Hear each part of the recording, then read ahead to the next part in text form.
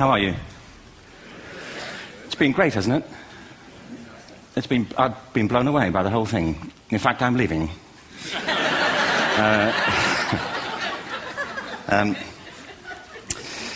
There have been three themes, haven't there, running through the conference, which are relevant to what I want to talk about. One is the extraordinary evidence of human creativity in all of the presentations that we've had and in all the people here.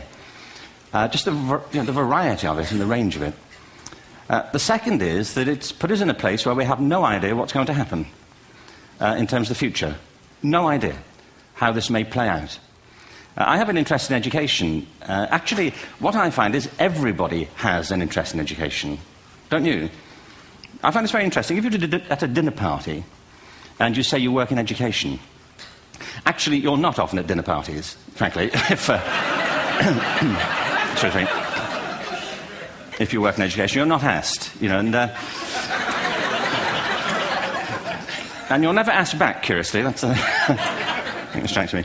But if you are, and you say to somebody, they say, what do you do? And you say, you work in education, you can see the blood run from their face. They think, oh my God, you know, why me? It's my one night out all week. But if you ask people about their education, they pin you to the wall. Because it's one of those things that goes deep with people. Am I right? Like religion and money and other things. So I have a big interest in education, and I think we all do. We have a huge vested interest in it, partly because it's education that's meant to take us into this future that we can't grasp. If you think of it, children starting school this year will be retiring in 2065. Nobody has a clue, despite all the expertise that's been on parade for the past 4 days, what the world will look like in 5 years' time. And yet we're meant to be educating them for it. So the unpredictability, I think, is extraordinary. And the third part of this is that we've all agreed, nonetheless, on the really extraordinary capacities that children have, their capacities for innovation. I mean, Serena last night was a marvel, wasn't she? Just seeing what she could do. And she's exceptional, but I think she's not, so to speak, exceptional in the whole of childhood. What you have there is a person of extraordinary dedication who found a talent. And my contention is all kids have tremendous talents, and we squander them pretty ruthlessly. So I want to talk about education, and I want to talk about creativity. My contention is that creativity now is as important in education as literacy, and we should treat it with the same status. Thank you.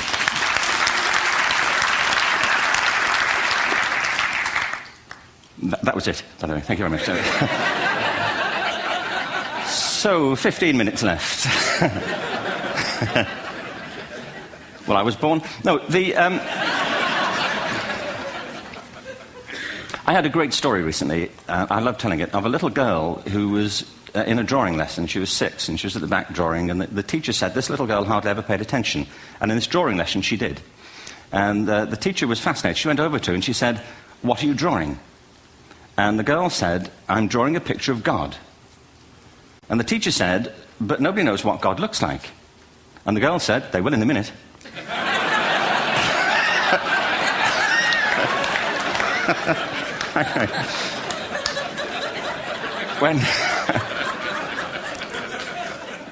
When my son was 4 in England, actually he was 4 everywhere, to be honest. I mean,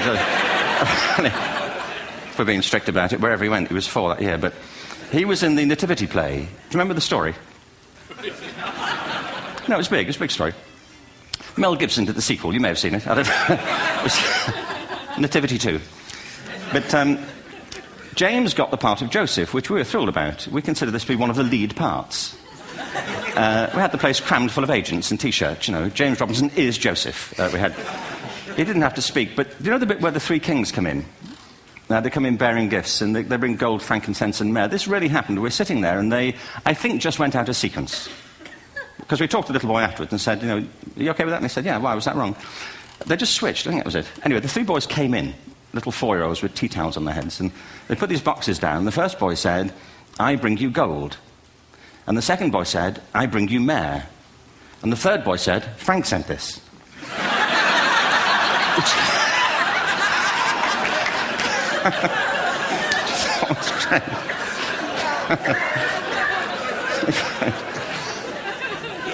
What these things have in common, you see, is that kids will take a chance. You know, if they don't know, they'll have a go. Am I right? They're not frightened of being wrong. Now, I don't mean to say that being wrong is the same thing as being creative. What we do know is, if you're not prepared to be wrong, you'll never come up with anything original. If you're not prepared to be wrong. And by the time they get to be adults, most kids have lost that capacity. They have become frightened of being wrong. And we run our companies this, by the way. We stigmatize mistakes. And we're now running national education systems where mistakes are the worst thing you can make. And the result is that we are educating people out of their creative capacities. Picasso once said this. He said that all children are born artists. The problem is to remain an artist as we grow up. I believe this passionately, that we don't grow into creativity, we grow out of it. Or rather, we get educated out of it. So why is this? I lived in Stratford-on-Avon until about 5 years ago. In fact, we moved from Stratford to Los Angeles. So you can imagine what a seamless transition, this was from LA. Actually, we lived in a place called Snitterfield, just outside Stratford, which is where Shakespeare's father was born. Are you struck by a new thought? I was. You don't think of Shakespeare having a father, do you? Do you? Because you don't think of Shakespeare being a child. Do you? Shakespeare being 7. I never thought of it. I mean, he was 7 at some point. He was in somebody's English class, wasn't he? Do you understand? Really? How annoying would that be?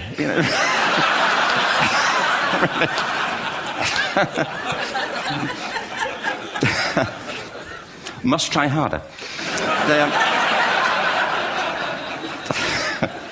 Being sent to bed by his dad, to Shakespeare. Go to bed now, to William Shakespeare, and put the pencil down, and stop speaking like that. It's confusing everybody.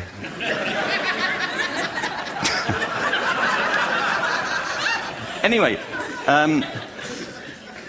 we moved from Stratford to Los Angeles, and I just want to say a word about the transition. Actually, my son didn't want to come. I've got 2 kids. He's 21 now, and my daughter's 16. He didn't want to come to Los Angeles. He loved it, but he had a girlfriend in England. This was the love of his life, Sarah. He'd known her for a month. Mind you, they'd had their 4th anniversary, because it's a long time when you're 16. Anyway, he was really upset on the plane. He said, "I'll never find another girl like Sarah." And we were rather pleased about that, frankly, because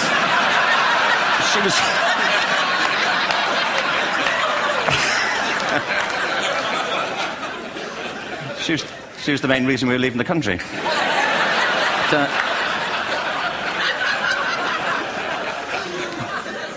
But something strikes you when you move to America and when you travel around the world. Every education system on Earth has the same hierarchy of subjects. Everyone, doesn't matter where you go. You'd think it would be otherwise, but it isn't. At the top are mathematics and languages, then the humanities, and at the bottom are the arts, everywhere on Earth. And in pretty much every system, too, there's a hierarchy within the arts. Art and music are normally given a higher status in schools than drama and dance. There isn't an education system on the planet that teaches dance every day to children the way we teach them mathematics. Why? Why not? I think this is rather important. I think maths is very important, but so is dance. Children dance all the time if they're allowed to. We all do. We all have bodies, don't we? Did I miss a meeting? I think... Truthfully, what happens is, as children grow up, we start to educate them progressively from the waist up. And then we focus on their heads, and slightly to one side. If you were to visit education as an alien and say, what's it for, public education, I think you'd have to conclude, if you look at the output, who really succeeds by this? Who does everything they should? Who gets all the brownie points? Who are the winners? I think you'd have to conclude the whole purpose of public education throughout the world is to produce university professors. They're the people who come out the top, and I used to be one. So there,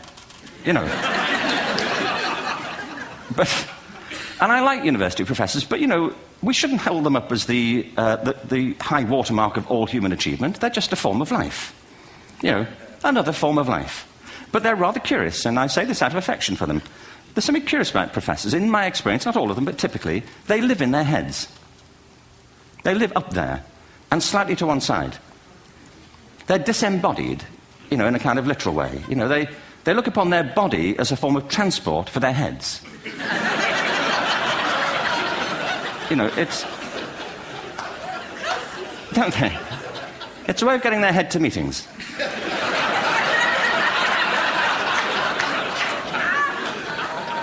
If you want real evidence of out-of-body experiences, by the way, get yourself along to a residential conference for senior academics and pop into the discotheque on the final night. And there you will see it. Grown men and women writhing uncontrollably off the beat. Waiting to end so they can go home and write a paper about it. Now, our education system is predicated on the idea of academic ability. And there's a reason. The whole system was invented around the world. There were no public systems of education really before the 19th century. They all came into being to meet the needs of industrialism. So the hierarchy is rooted on two ideas. Number one, that the most useful subjects for work are at the top. So you were probably steered benignly away from things at school when you were a kid, things you liked, on the grounds you would never get a job doing that. Is that right? Don't do music, you're not going to be a musician. Don't do art, you won't be an artist. Benign advice. Now, profoundly mistaken. The whole world is engulfed in a revolution. And the second is academic ability, which has really come to dominate our view of intelligence because the universities designed the system in their image. If you think of it, the whole system of public education around the world is a protracted process of university entrance. And the consequence is that many highly talented, brilliant, creative people think they're not, because the thing they were good at school wasn't valued or was actually stigmatized.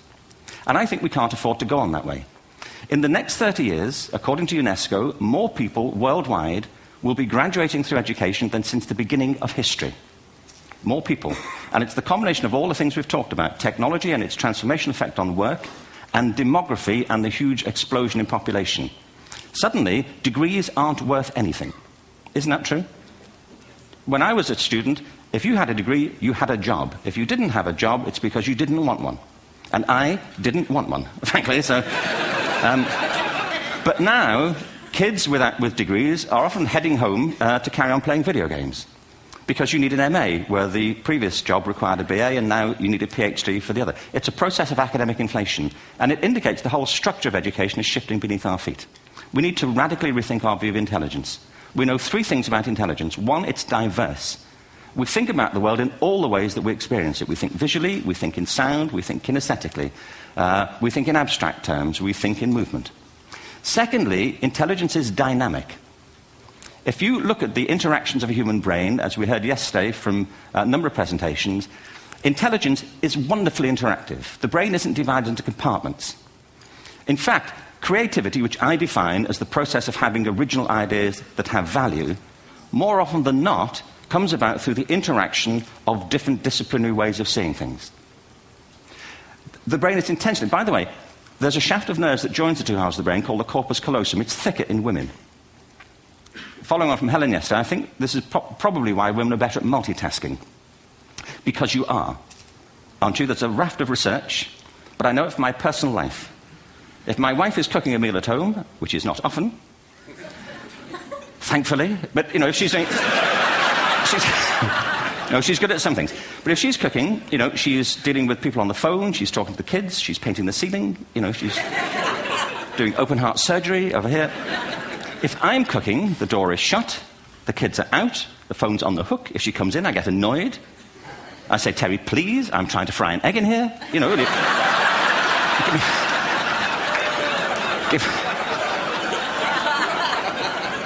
Give me a break. Actually, there was... do you know that old philosophical thing? If a tree falls in a forest and nobody hears it, did it happen? Remember that old chestnut? I saw a great T-shirt, really, recently, which said, if a man speaks his mind in a forest and no woman hears him, is he still wrong?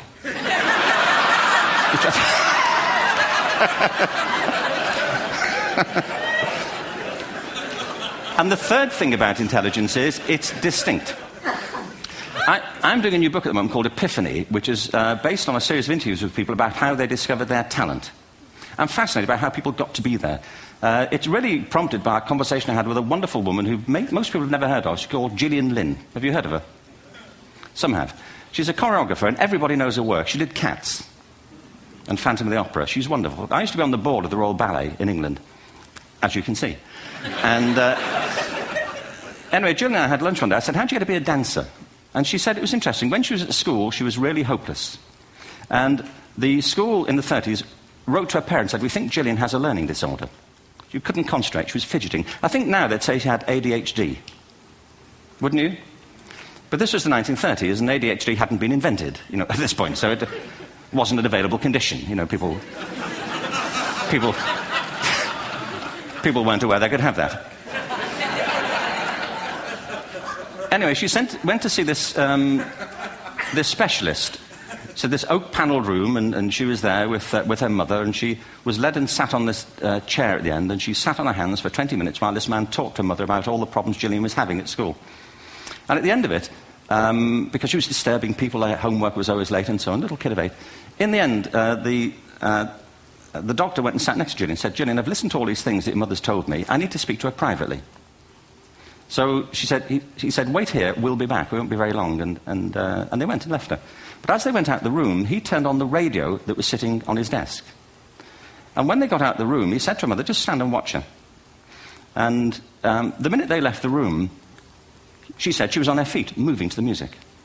And they watched for a few minutes, and he turned to her mother, and he said, Mrs. Lynn, Gillian isn't sick, she's a dancer. Take her to a dance school. I said, what happened? He said, she did. I can't tell you how wonderful it was. We walked in this room, and it was full of people like me. People who couldn't sit still. People who had to move to think. They did ballet, they did tap, they did jazz, they did modern, they did contemporary. She was eventually auditioned for the Royal Ballet School. She became a soloist. She had a wonderful career at the Royal Ballet. She eventually graduated from the Royal Ballet School, found her own company, the Gillian Dance Company, met Andrew Lloyd Webber. She's been responsible for some of the most successful musical theatre productions in history. She's given pleasure to millions, and she's a multi-millionaire. Somebody else might have put her on medication and told her to calm down. Now, I think...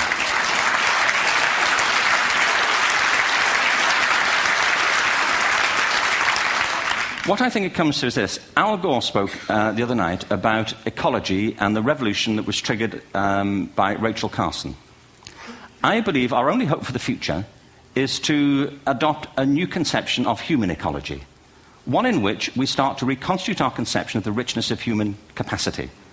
Our education system has mined our minds in the way that we've strip-mined the earth for a particular commodity, and for the future it won't serve us. We have to rethink the fundamental principles on which we're educating our children. There was a wonderful quote by Jonas Salk, who said, if all the insects were to disappear from the earth, within 50 years, all life on earth would end. If all human beings disappeared from the earth, within 50 years, all forms of life would flourish. And he's right. What TED celebrates is the gift of the human imagination. We have to be careful now that we use this gift wisely and that we avert some of the scenarios that we've talked about. And the only way we'll do it is by seeing our creative capacities for the richness they are and seeing our children for the hope that they are. And our task is to educate their whole being so they can face this future. By the way, we may not see this future, but they will. And our job is to help them make something of it. Thank you very much. Bravo.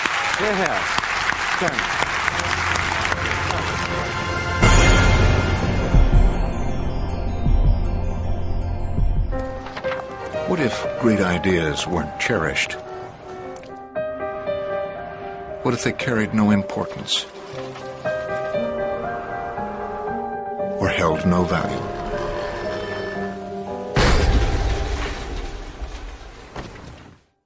There is a place where artistic vision is protected, where inspired design ideas live on to become ultimate driving machines.